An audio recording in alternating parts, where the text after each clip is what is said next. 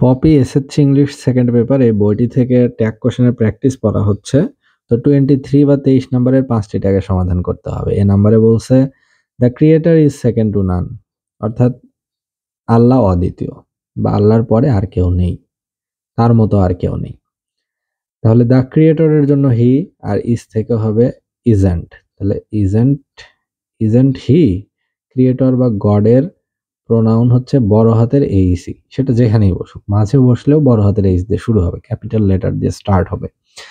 B নাম্বারে বলছে the jury gave it's verdict today, অর্থাৎ বিচারক মণ্ডলী তাদের যে ভার্ডিক্ট বা তাদের যে রায় সেটি আজকে দিলেন।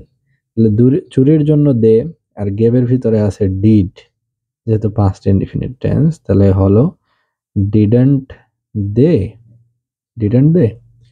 সি নাম্বারে বলছে what he says may be true, সে যা বলে সেটা সত্য হতে পারে। তাহলে মে বি ট্রু এটাই হলো মূল অংশ, আর ডাব্লিউএইচ অংশটুকু এটা হবে না, কারণ এটা সাবঅর্ডিনেট অংশ। তাহলে মে বি ট্রু, মে বির নেগেটিভ, মের নেগেটিভ হলো মে নট, তাহলে মে নট ইট। ডি নাম্বারে বলছে one should take care of one health, অর্থাৎ স্বাস্থ্যের যত্ন নেওয়া উচিত। তাহলে এটা হবে শুডন্ট, শুডন্ট ওয়ান, কারণ ওয়ানের প্রোনাউনও ওয়ানই হয়, তাহলে শুডন্ট ওয়ান।